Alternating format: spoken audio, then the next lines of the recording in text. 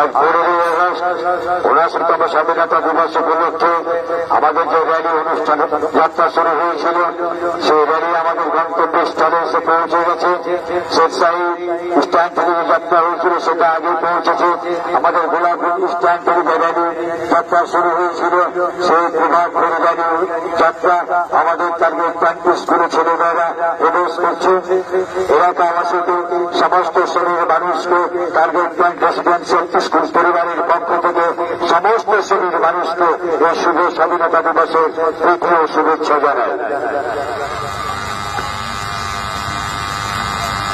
আমাদের র্যালিতে Golapganj investigation centre officer মাননীয় আজহার আলী সাহেব এবং অন্যান্য স্টাফ তারা আমাদের র্যালিতে অংশগ্রহণ করেছে।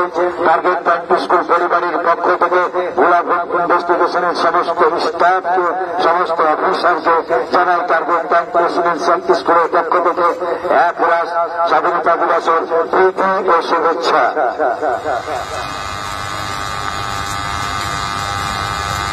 গোলাপগঞ্জ ইনভেস্টিগেশন সেন্টারকে টার্গেট পয়েন্ট রেসিডেন্সিয়াল স্কুলের পক্ষ থেকে জানাই হার্দিক অভিনন্দন।